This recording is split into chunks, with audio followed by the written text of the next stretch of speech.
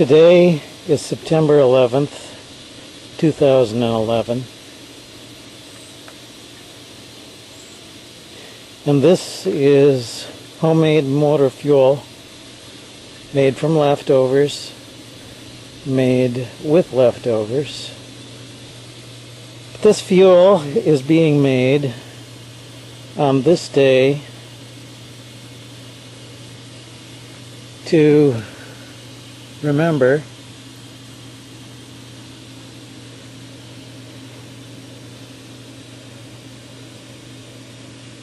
the people that lost their lives 10 years ago as part of a war that I think is primarily about energy, and a lot more lives have been lost since.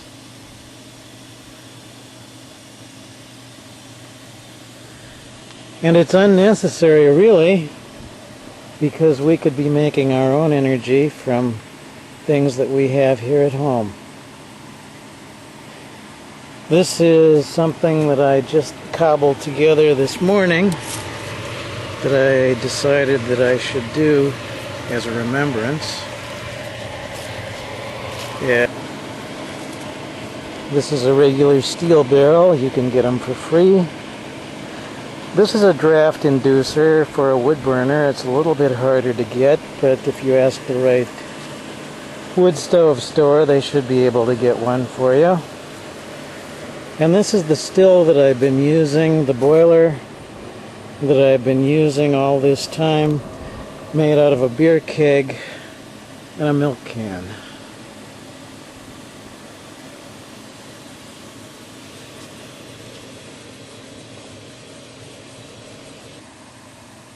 We had a lot of storm damage this summer, had a lot of trees and branches down, so we had a lot of wood to get rid of. Seemed rather fitting that we used the wood fuel to make fuel for our cars. It seems there are always apples that you just don't get picked quick enough and they fall on the ground. Apples like these are the ones that are being turned into the fuel that we're making. You can make fuel out of anything that's got alcohol, sugar, or starch. I also recently obtained some amylase enzymes that I can use to make paper into alcohol fuel. As you can see, there's still quite a bit of cleanup that we have to do after the summer storms that took down a lot of our shade trees in the front yard. But whatever wood is not deemed worthy to toss into our low-pi wood stove, by no means the most efficient system in the world, but it's easy to make, and we can burn things that would just be thrown away, tossed into a landfill, or burned as a campfire in the front yard. I'm very pleased with what we're doing today, considering that we're using materials, we're using apples, we're using leftover stuff that wasn't going to be used for anything else, turning it all to fuel. And to fuel our still, we're using dead branches and windfalls and stuff from the front yard. So, looking pretty good. Okay, it's about 6.5 hours since the time we started this batch, and it's kind of winding down. The temperature at the top of our reflux column is 208 degrees, which means that we've taken just about all of the alcohol out of the water mix that's inside the boiler. Just about out of gas with the lawnmower.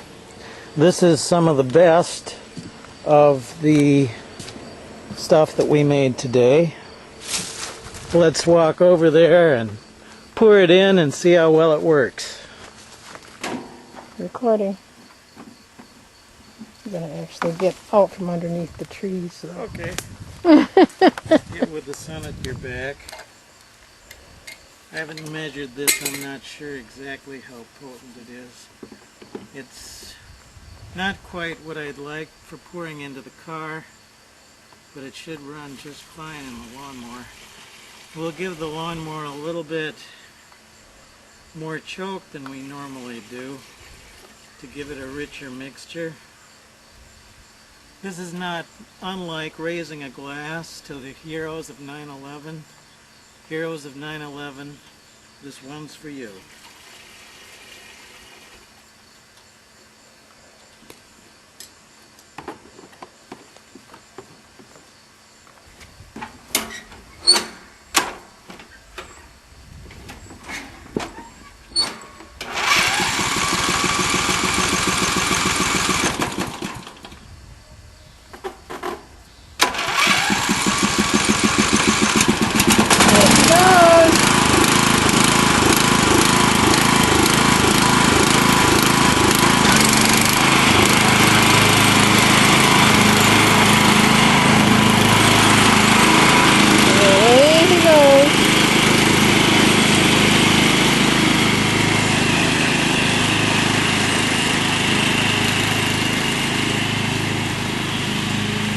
Driving into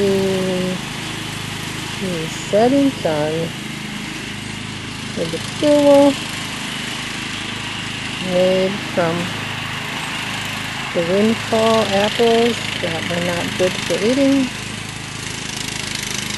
processed and fermented, distilled with the wood from the July windstorms when Mother Nature gave us 4 trees of fuel for winter.